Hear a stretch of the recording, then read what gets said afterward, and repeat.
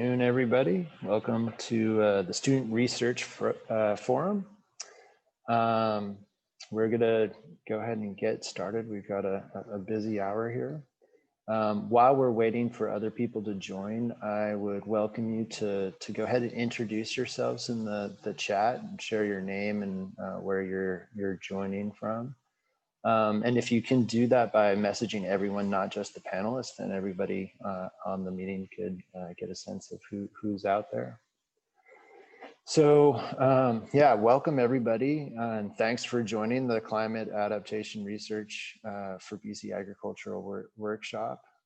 This is the Student Research Forum, as I said, and I'm Sean Smukler. I'm an associate professor at the University of British Columbia. And I'm really excited to host this meeting. This training of graduate students is one of the top priorities for me as a professional, as an educator, as a mentor, and as one of the founding members of ACARN. Is one of the things that we put as one of our primary objectives. And I feel so strongly about this, I've recently accepted a position as Associate Dean of Graduate Studies for our faculty to further improve the training of graduate students. So before we begin, or as we begin, I'd like to acknowledge that I'm hosting this session today from the traditional, ancestral, and unceded territory of the Coast Salish people. Specifically, I'm in the territory of the Lumi Nation and the Nooksack tribe. So we have people joining from many places today, and I'd also like to acknowledge the traditional caretakers of those lands as well.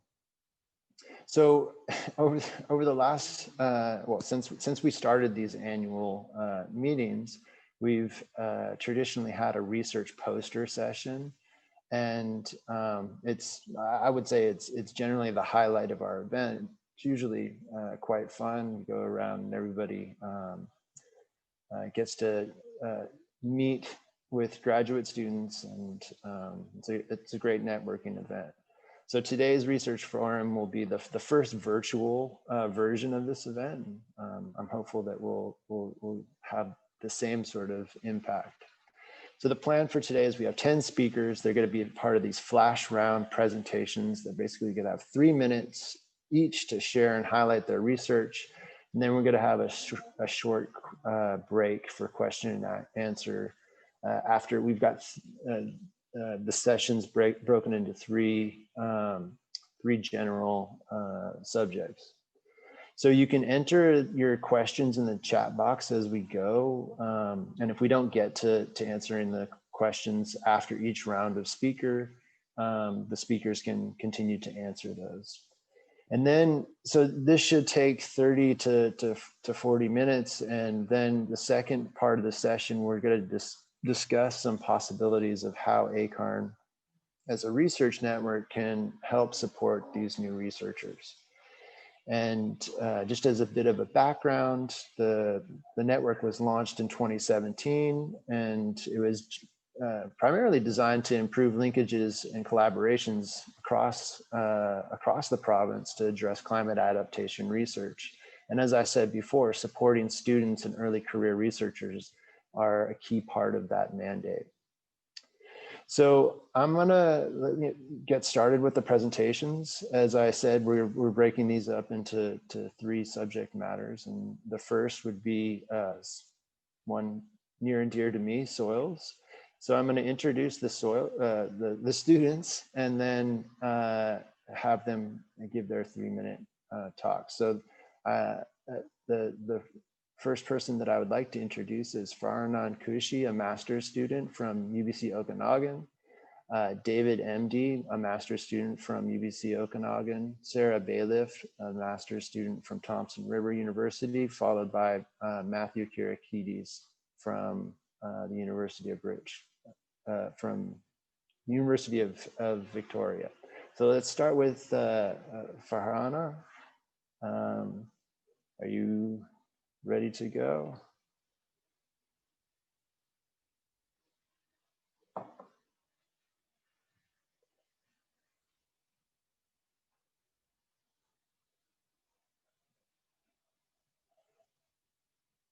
Farhana, are you there? You're on mute.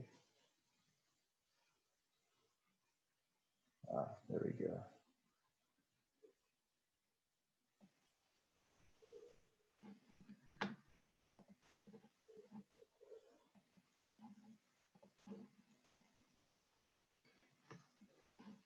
So, everyone can see my slides? Yeah, we can see them. Okay, okay. So good afternoon, everyone.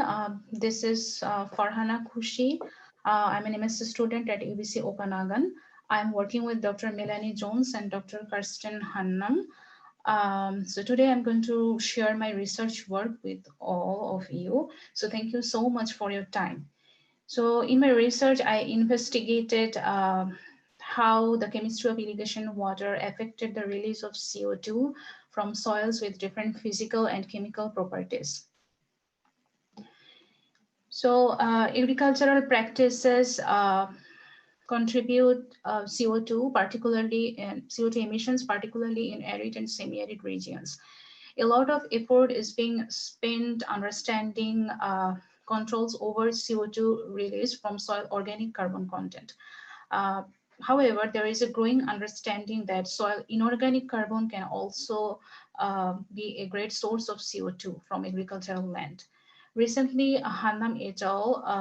Found that irrigation water from Okanagan Lake that contains a significant amount of calcium and bicarbonate ions can contribute to CO2 emissions and also can enrich the SIC pool, soil inorganic carbon pool. Uh, However, it is unclear that how soil properties affect the quantity of CO2 emitted from the irrigation water. So in my MSc research, my objective was to examine how different soil properties, namely soil moisture, texture, soil temperature, and soil organic carbon content affect the release of CO2 from the dissolved bicarbonate in the irrigation water. So this is the reaction you can see here that takes place when calcium and bicarbonate containing water is applied to the soil surface. So you can see that the calcium and bicarbonate ions from the irrigation water, they react together to produce solid calcium carbonate that precipitate in the soil and then gaseous CO2. So for this work, soil samples were collected across the Okanagan Valley and samples were collected from 0 to 15 centimeter depth. The water samples were collected from Okanagan Lake that contains high amount of calcium and bicarbonate ions. So this is the experimental setup of my research work. Here the collars are packed with soil and the chambers or secured on top of the collars to collect the gas sample, the CO2 sample, and then the sample were collected using syringe, and then the samples are injected into Picaro cavity ring down spectrophotometer to analyze the CO2. And novel 13C analyses were performed to distinguish organically derived CO2 and bicarbonate derived CO2. So these are the results of my experiment. The first one represents the effect of soil moisture on CO2, the quantity of CO2 released from bicarbonate water. So the result shows that the CO2 derived from the irrigation water increased with increasing soil moisture content. However, the release of CO2 was significantly greater than zero, only at 15 and 25% soil moisture level, according to the one-tailed t-test. The second one represents the effect of soil temperature on CO2 release from bicarbonate in irrigation water. According to the single factor ANOVA, the temperature levels didn't affect the release of CO2, and the release of CO2 was not significant at any of the temperature levels. The third one represents the effect of soil texture on CO2 efflux. The quantity of CO2 derived from the irrigation water was more in fine textured soil compared to the coarse textured soil, and the release of CO2 was significantly greater than zero in either of the soil type. So the last one is the effect of soil organic carbon on the release of CO2 efflux from bicarbonate in irrigation water. However, the statistical analysis part had not been done yet, but the data seems to me that the there will be no effect on soil organic matter on CO2 efflux. So based on the findings, the texture of the soil, the frequency of irrigation, and the quality of irrigation water are the three important aspects, in my opinion, that need to be considered implementing an efficient irrigation practice, which will reduce CO2 emissions from the agriculture. Thank you, everyone, for your time. Great, thanks, Farhana. For everyone in the crowd there, we've given the graduate students a fairly impossible task of trying to give their research presentations in 3 minutes. It is for sure challenging.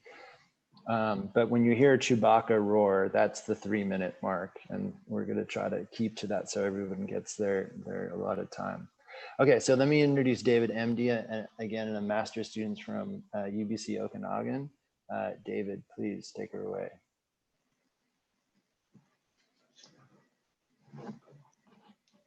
Hello, everyone. I'm David with the Jones Soil Lab at UBCO. So conversion of land from native vegetation to agricultural plots can reduce soil organic carbon content by as much as 80%. Most of that soil organic carbon content is released in the atmosphere as carbon dioxide. It's a problem, not only because carbon dioxide is the leading factor in recent human-caused acceleration of global warming, but because soil carbon is a huge part of soil health. With demand for food from agricultural lands the highest it's ever been, increasing carbon storage in soils has a potential to kill 2 birds with 1 stone. First, by decreasing the amount of carbon dioxide in the atmosphere and helping mitigate climate change, and second, by helping maintain soil health so that agricultural soils can keep up with increasing demand for food. So where does soil carbon come from? Well, carbon enters the soil by photosynthesis, plant growth, and all of the subsequent microbial activities. In agriculture, management practices then have innumerable, often cascading effects on what happens to the carbon once it's entered the soil. For example, recent research has shown that while tillage may increase plant growth and control weeds, it also heavily disrupts microbial communities. Since microbes are so important to nearly all soil dynamics, tillage can limit or even reduce the amount of carbon that stays in the soil. This is just one example of the many effects of agricultural management practices that have been well researched in this search for climate smart agricultural practices. One big exception is irrigation. Despite the fact that 40% of the food producing agricultural land across the globe relies on irrigation, we have exceedingly few studies that look at just how it affects carbon in soils.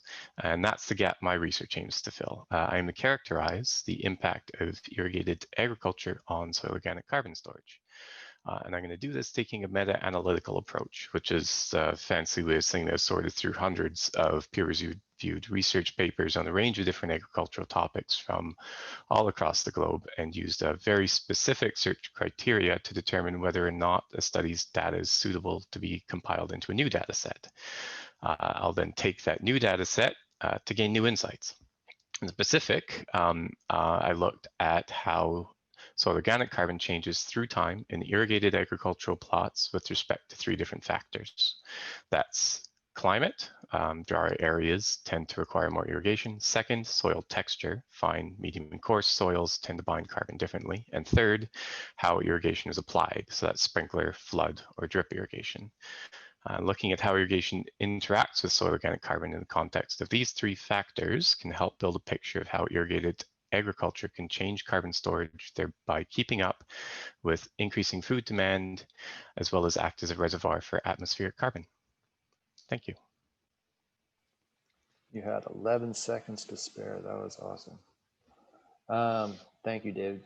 So up next is Sarah Bayliff, master's student from Thompson Rivers University.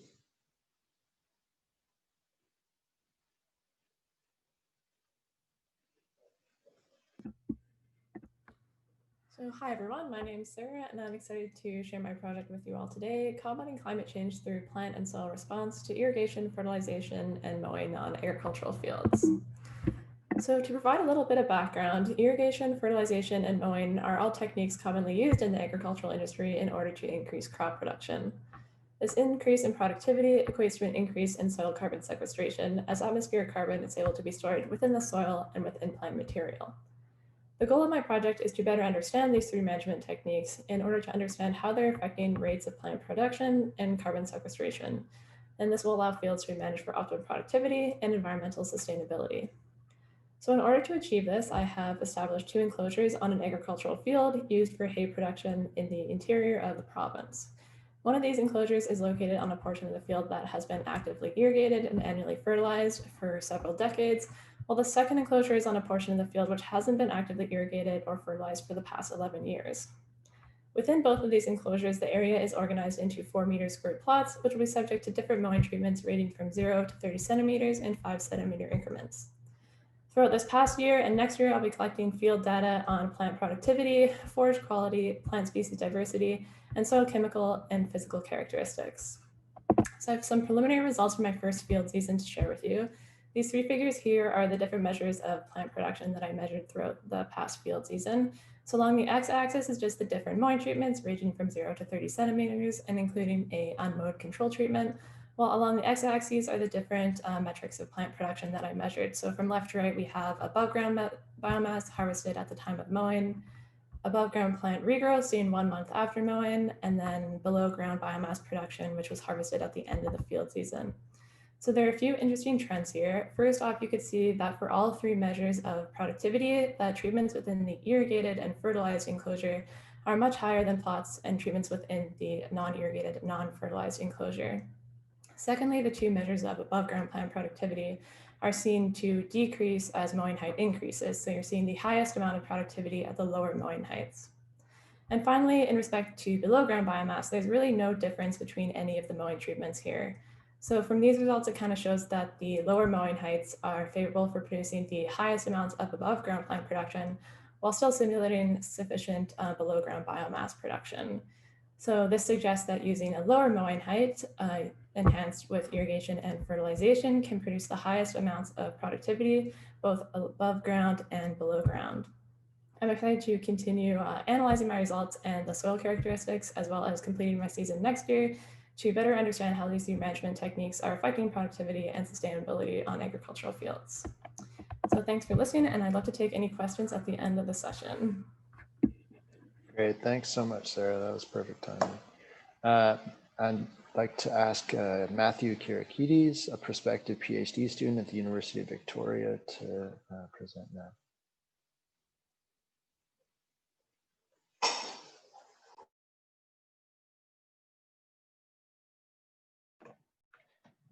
Okay, can everyone hear me? We can hear you. Okay. Hello everyone, my name is Matthew Kyriakides and I'm going to talk to you today about Sandown Restoration, improving soil health for farm success. And I'm a prospective student with the UVic Eco-Astronomy Group, as well as the Sandown Center for Regenerative Agriculture. Now, Sandown Restoration is in North Sandwich, BC, just south of Schwartz Bay over there. It is an ALR land. It was farming back in the 1940s, but from the 50s onwards, it became a horse racing track. And he has a picture from just before it became a farm again. In 2014, they started moving it back into farmland. Now you can see over here, the stables being removed, the grandstand was taken down, and the district of North Sandwich decided that they wanted to have a farm there. So they started doing community consultation and collaboration and came up with a new vision, which is a Sandown Center for Regenerative Agriculture. So now they break up the land into 5 different spots, and they got a bunch of different goals for this. They want to make it into a community food hub, an educational space for emerging farmers, teaching them how to grow food in an ecological way, as well as a regenerative agriculture showcase, trying out a bunch of different techniques that will and to bring back health to this land. And it's got big potential, but it's still in the very early days. In fact, it's only just been signed over.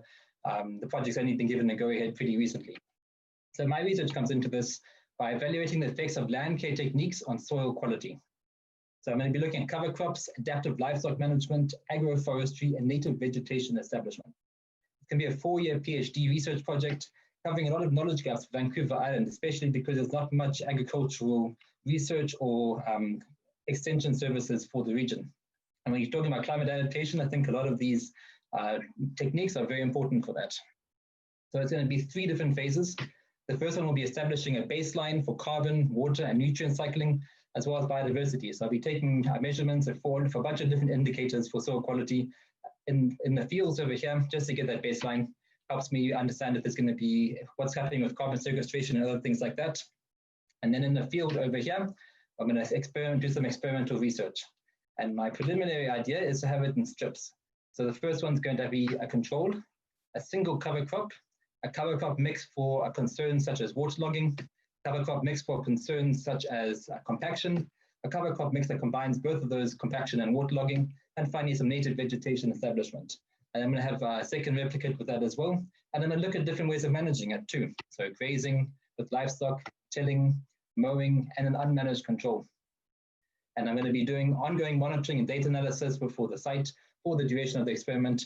And at the end of this, I'm going to hopefully have some results that I'll be able to share with Sandown to better manage, better come up with best management practices, as well as provide some sort of extension services to other regional farmers with similar goals and similar land types in the area.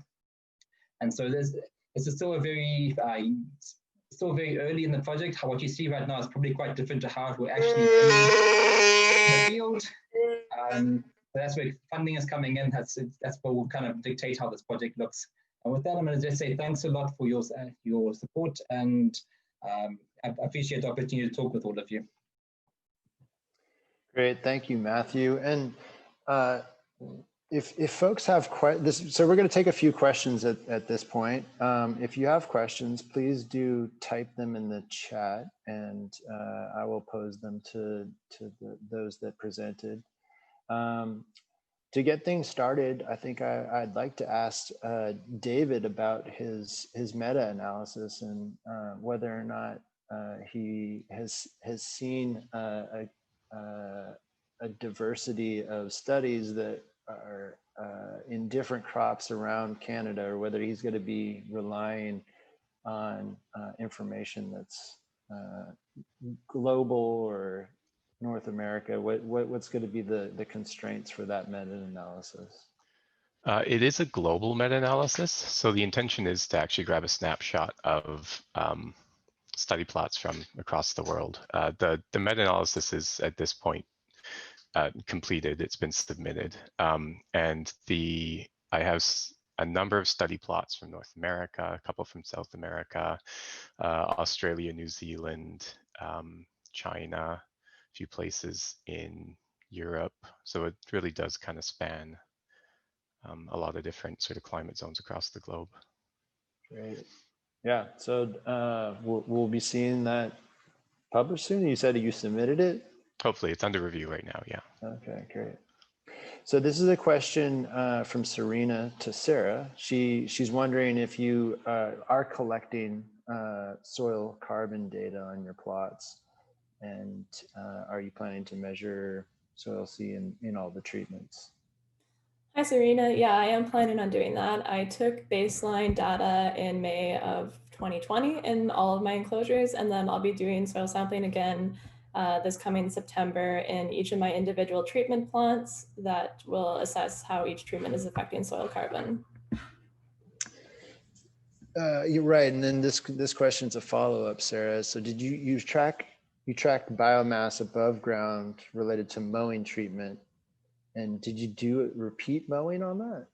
Yeah, so I mowed twice throughout the growing season. I mowed first in late June and then a second time in late August. So the two graphs there was the combined biomass from both mowing events, and then the combined plant regrowth seen 1 month after each mowing event. Terrific. Are there any other questions at this point? I would welcome people to continue to post your questions in the chat, and we can get to them at the end. But unless there are other questions, let's move on to our second subject matter, which is commodity focused. We're talking about tree fruit, wine grapes, and dairy and berries. So I would like to introduce Elizabeth Houghton, a master's student from UBC Okanagan.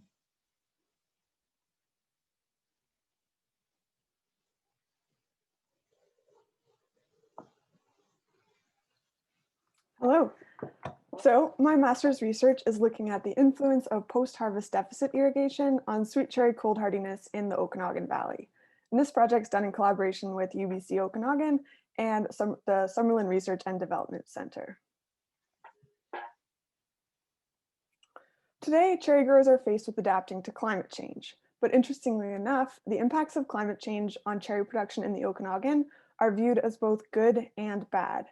Warmer temperatures and longer growing seasons have allowed production to expand into higher elevations and more northern latitudes than ever seen before. But there's a growing concern for bud frost damage risks and the availability of fresh water for irrigation. The interaction of these two factors leads directly to the focus of my research. How do we successfully manage expanding cherry production into these more extreme environments while adapting to a less reliable water supply? I'm investigating whether we can reduce irrigation after the cherries have been harvested using a practice called post-harvest deficit irrigation. And I'm interested in if we can do this without adversely affecting cherry crop growth, phenology, and cold hardiness. You see, the interactions between post-harvest deficit irrigation and cold hardiness have never been studied before.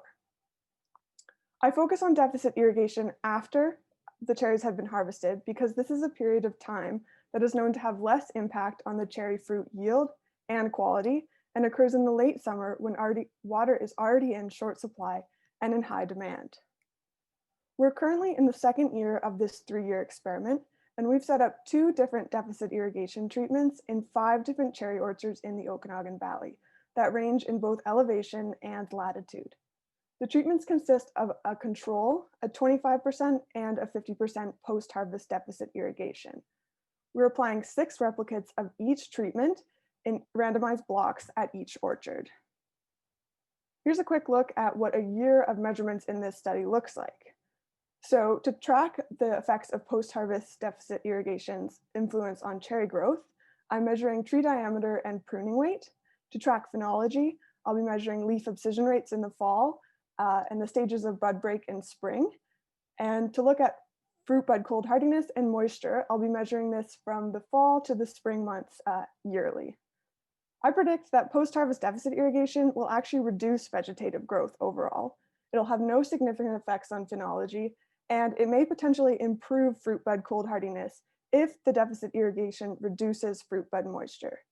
The data I collect will also be used to refine a sweet cherry cold hardiness predictive model that's currently under development at Agriculture and Agri-Food Canada's Summerlin Research and Development Center, and growers will be able to use this to aid in frost management decision-making. Through my research, I want to provide cherry growers with enough information to make informed decisions on reducing irrigation in sweet cherry orchards in the face of climate change. Thank you. Great, thanks Elizabeth. Next, I'd like to introduce Portia McGonigal, a master's student from UBC Okanagan.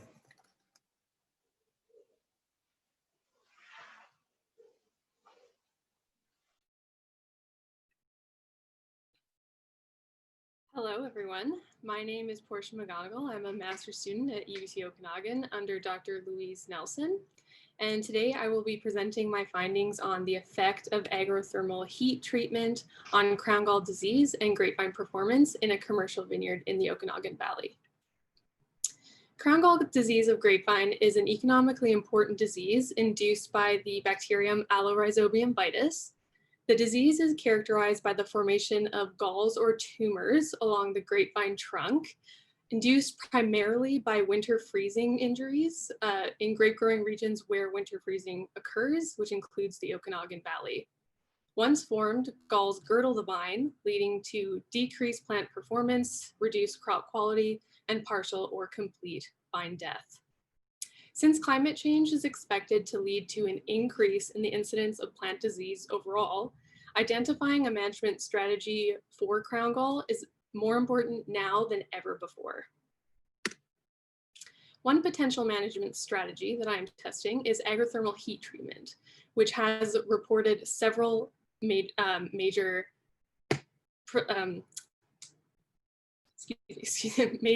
improvements, including disease suppression. So in 2019 and 2020, short bursts of hot air at approximately 175 degrees Celsius were applied up to 4 times in the growing season. And after following that application, and that was to the fruiting zone of the grapevine canopy in a crown gall disease vineyard. Following that application, several plant performance measurements, crop quality measurements, and a visual rating of disease severity were assessed. And these included bud break, bloom, bud fruitfulness, leaf greenness, the percent trunk affected by fresh galls, cluster counts, yield, berry bricks, pH, and titratable acidity, average berry weights, and pruning weights. So year 1 and 2 data do indicate that plant performance and berry quality was affected by agrothermal heat treatment. So after 1 year of application, leaf greenness was significantly lower in vines treated with heat compared to untreated controls. So lower leaf greenness has been correlated with lower foliar growth, which can be beneficial as this tends to lower disease susceptibility. After 2 years of application, average berry weights were significantly higher in heat-treated vines compared to untreated controls. And this actually has been seen to be related to poor wine quality. However, some growers may find that it might be actually beneficial to compromise high wine quality versus, high berry quality versus high yield of berries. So although we have not seen that there's a significant difference between disease severity between treatments, future work on this project includes assessing the effect of agrothermal heat treatment on a vitus abundance in soil using digital droplet PCR. Thank you. Great, thanks, Portia. Next, I'd like to introduce Jacqueline Barnett, a PhD student at UBC Okanagan.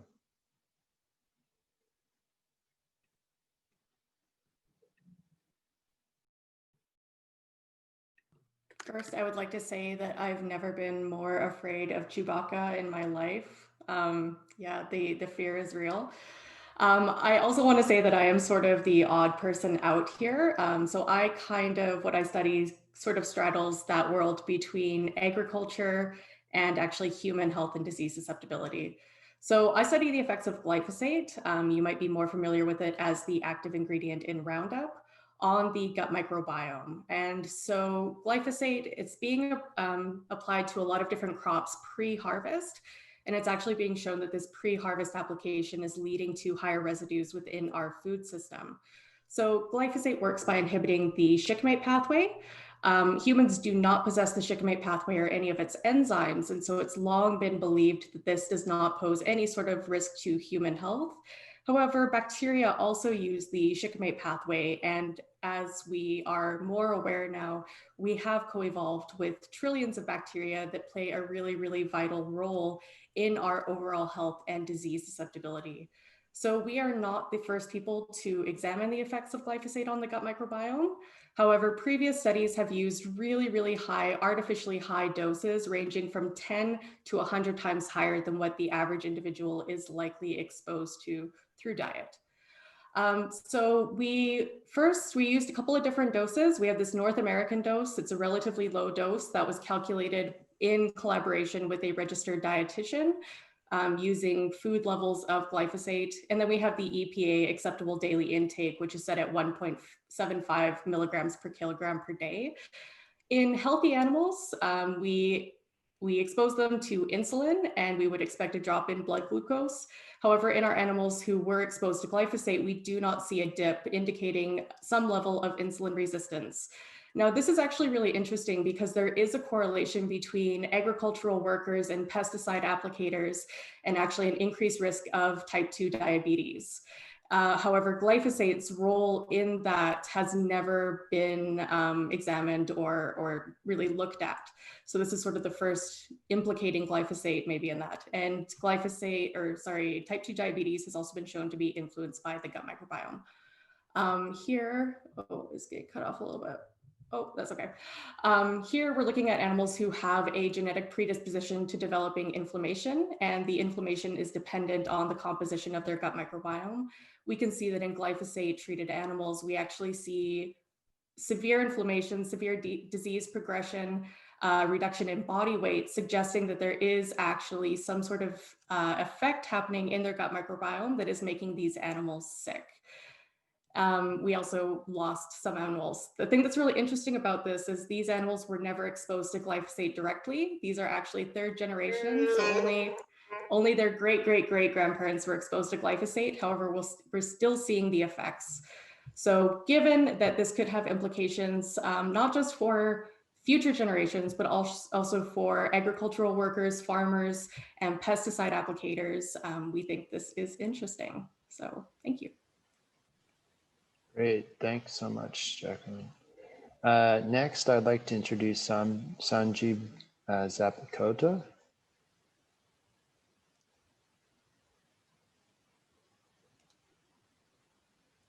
Yeah, good afternoon, everyone. Today I'm going to present the root rot and wilting complex of red raspberry in British Columbia. And this is a overview of part of my PhD project. So although the multiple pathogens are associated with this disease complex, the Phytophthora species are considered the primary causal agent of this disease. And the Phytophthora is the soil-borne pathogen, and it can persist in the soil for several years. This disease can cause severe damage and is responsible for the raspberry decline. And it can cause the damage up to 100% as shown in this figure.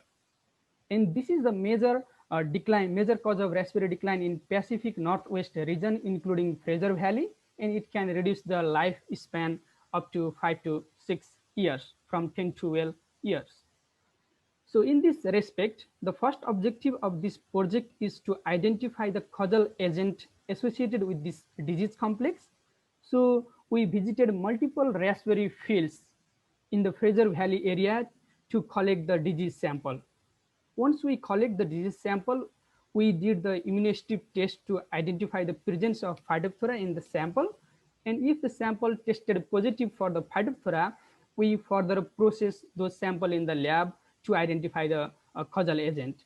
And the detailed characterization of those pathogen population and strain diversity is ongoing in our lab here in Agassiz. So another objective of this project is to identify the effective management option for this disease. Although there are few management options available to control this disease, there is not the effective tools or management method to control this disease. So we established the field trial to study the efficacies of different fungicide with different chemistries and different application timing.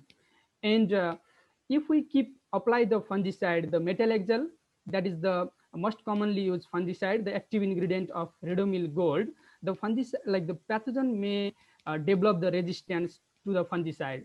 So our another objective is to identify the pathogen are susceptible or sensitive or resistant to the fungicide. So we are studying the metalaxyl sensitivity test in our lab. And here are some pictures from the on-station trial for the fungicide, effectiveness of fungicide. And finally, I would like to thank all the funding agency and all other helping hand. Thank you. Great, thanks, Sanjeev. Okay, so we have time for a few questions. If you have questions, please post them in the chat. This is a question from Chelsea Goughton. This is for Elizabeth. Is there any concern that post-harvest deficit irrigation may impact other factors such as pest and disease incidents? Hi, Chelsea. So we actually have another master's student looking at kind of the summer aspects of this project, so how it affects things like fruit yield and quality and soil nutrients, but we aren't currently planning on looking at its influence on pests and disease at this time. But I mean, it is a potential. Okay, good.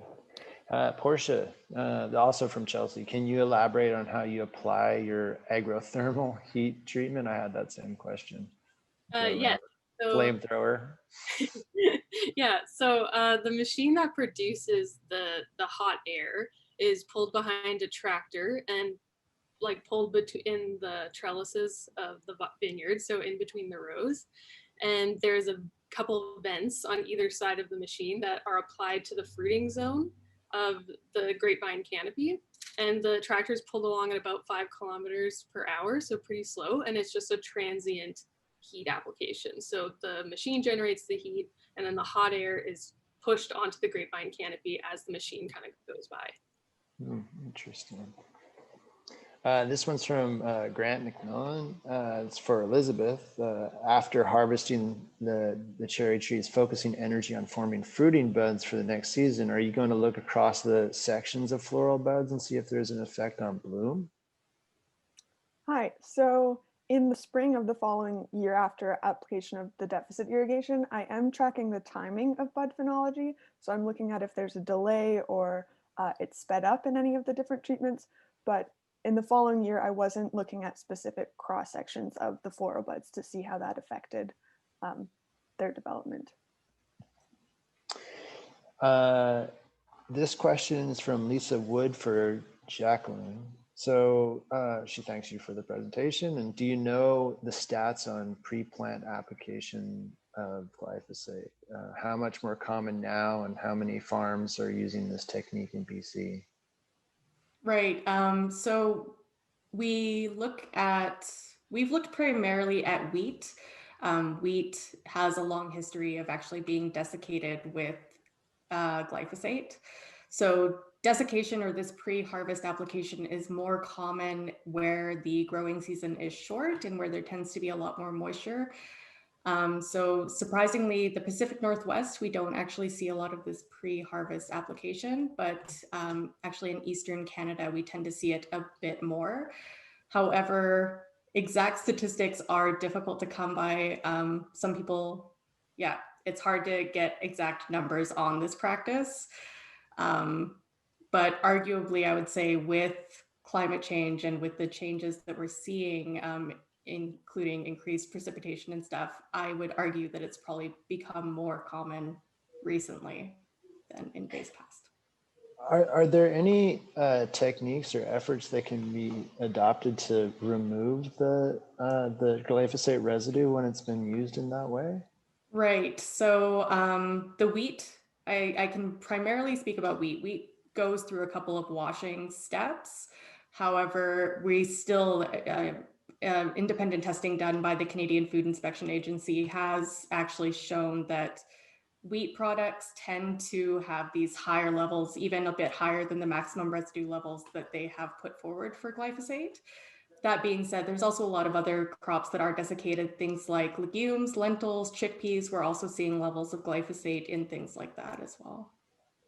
Okay, so speakers, please do check out the chat. There are a number of other questions that we're not going to have time to get to right now. So I encourage you to try to answer those as we move on to our third subject matter, which is local food systems.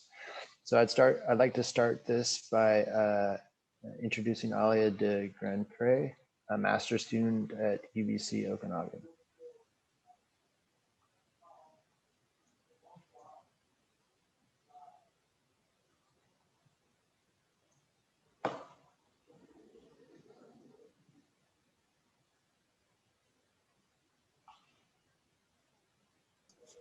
Sorry, everyone, just had to find the unmute button.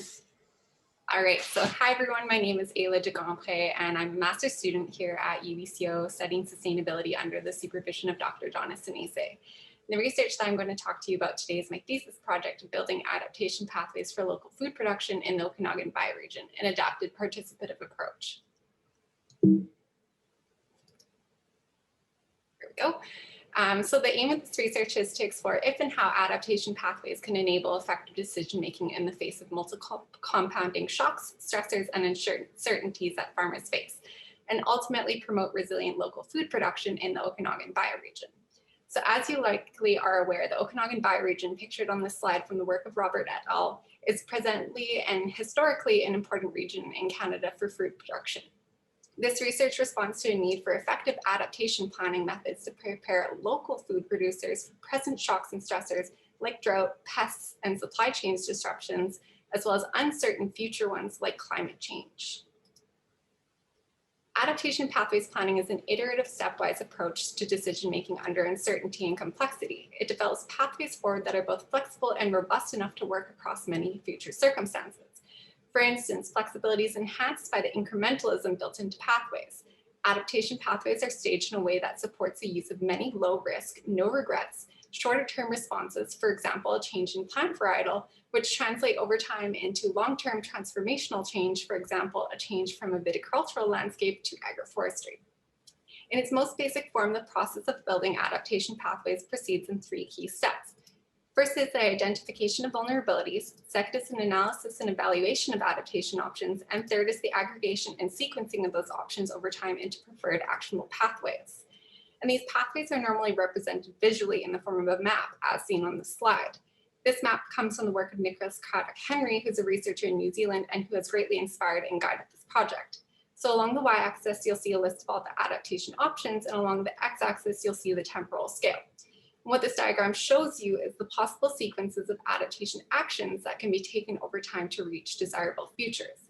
The most important things here are the dark green lines, which represent time window when an adaptation action is suitable, and the circles, which indicate the decision points where adaptation strategies may need to be changed.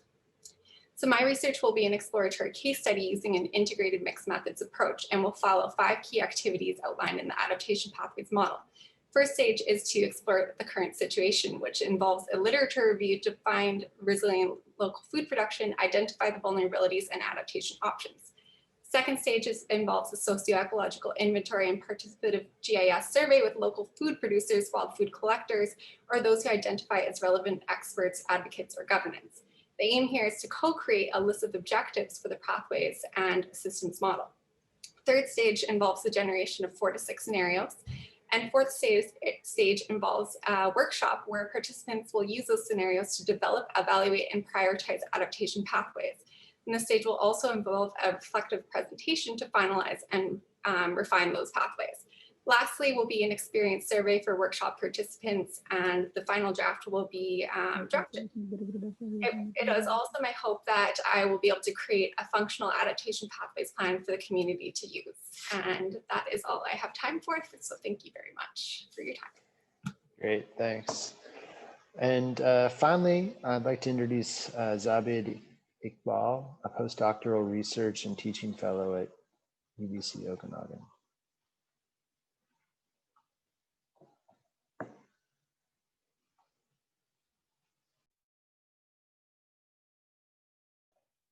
Hi, this is Zabid, working at the UBC Okanagan. Yeah, this presentation shows whether the people of Okanagan residents wants to pay for the local environmental services if a project takes place for the improvement of environmental project, improvement in environmental services. Why this is important? The ongoing climate change and the human activities around us is damaging local environmental services or attributes. And to protect that, local government wants to undertake project, and they want to see whether people want to pay for this.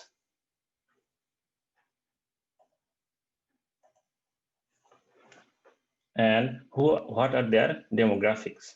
So we use choice experiment survey conducted in Okanagan region, and we use number of empirical model to examine this.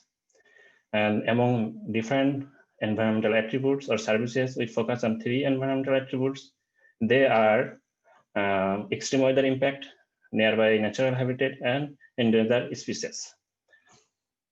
So this is the design of choice experiment. The existing policy is the policy people predicted. For example, extreme weather impact, people see that there will be 1.5 times rain, so there will be flooding. And the right-hand side, the conservation fund, if the rain reduces and the lower flood, then whether they want to pay. This is one of the attribute level. There are, for extreme weather impact, there are 4 attribute level. Different level shows the different improvement of the environmental services. And there are other attributes, rare and endangered species, and nearby and natural habitats. So if someone takes the option right-hand side conservation fund and it sees the environmental attributes improvement, that means they want to pay. And this is the result. The first is the demographics. So who are the people who wants to pay? What are their characteristics? We say number of variable, education, age, gender, income. And this model shows that those who have higher income, they want to pay more, and those who are politically left-leaning, and that means they are more ecological, they want to pay for the improvement of environmental services. And how these payment vary across the level of improvement. and across the attribute level and across the environmental attributes. So this picture shows the willingness to pay estimates. And we can see the bar diagram. The bar diagram is the error bar shows the different level of the improvement. So higher the level it shows, and the higher the payment. And people pay for the environmental services that are close to their place. Thank you very much. Great. Thanks so much, everybody. Those were excellent presentations. Yeah, and so tough to try to squeeze everything into 3 minutes. But again, yeah, it's a really good skill to develop. So we have quite a few questions in the chat. I'm gonna see if I can pick out a few more. Let's see.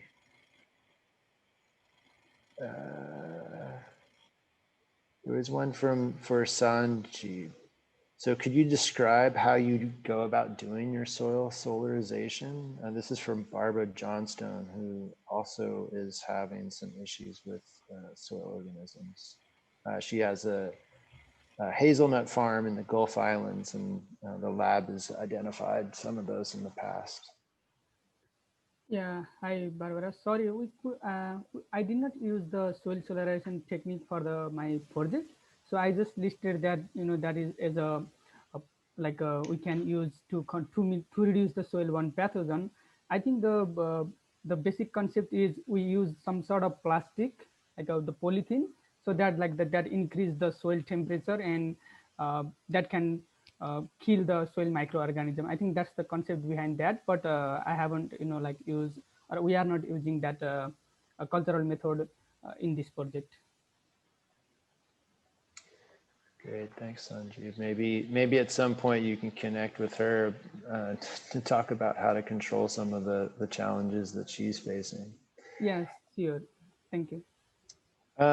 So were there any questions for the most recent presentations?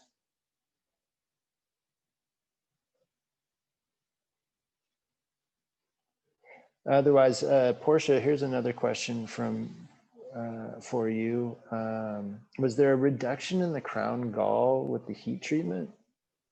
Yeah, I just posted the answer as you were saying it. So there wasn't a difference in visual disease severity between the heat treated and the untreated control vines, but we are collecting rhizosphere soil, and rhizosphere soil is a reservoir of the crown gall bacterium avitis.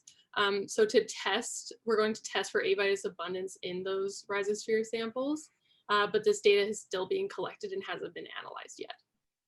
But that's the next step for sure. Great. Well, so we're getting close to the end of this session. We've got about 5 more minutes, and really what we had planned to do was have a little bit more discussion how to really engage some of the graduate students and postgraduate students in this research network, and how we can better support your efforts. So what we would like to do right now is just have a quick poll. So Shauna is launching a poll in the chat, and basically if you can click on that poll and follow that link, and there's a few questions that we have in terms of how best can we support you, that I think will help facilitate future conversations about this for sure. And then Shauna will be sharing the answers in real time. So I guess she's gonna bring up the screen now, and you'll be able to see it as the answers come in.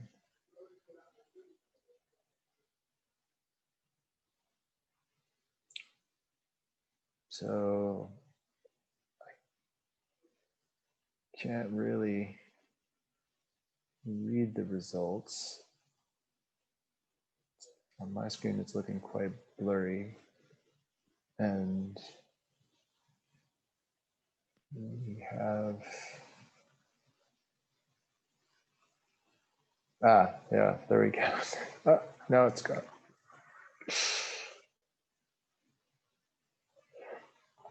Right, so one of the things that we really would like to try to do is be able to get students exposed to different types of research across the province, but also to enable them to meet researchers who are in different fields and connect those students with people who are working in the industry.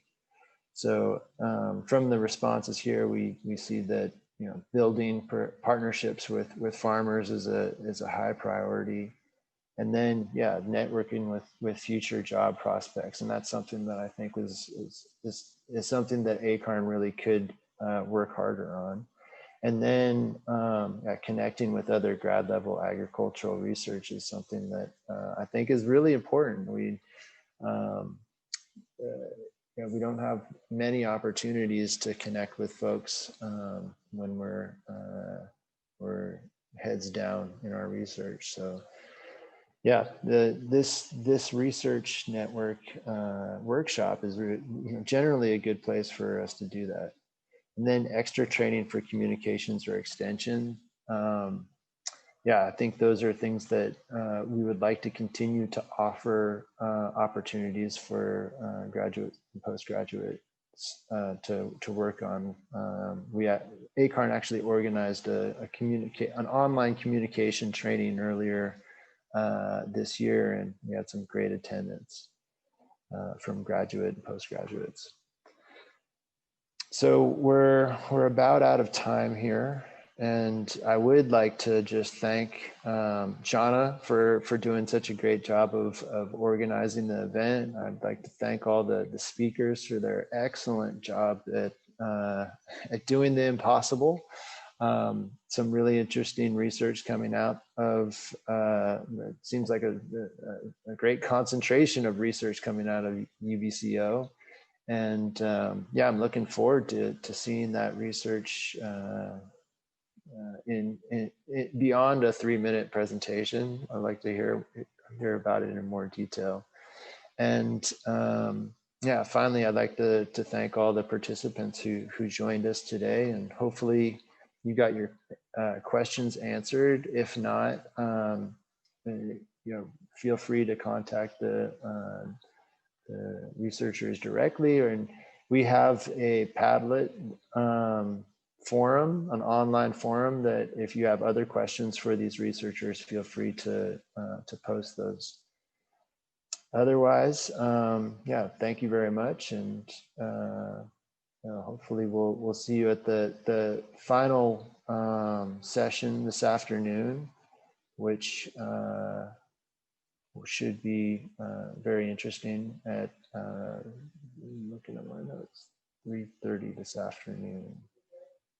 Yeah, participatory tools for adaptation planning. Thanks, everybody.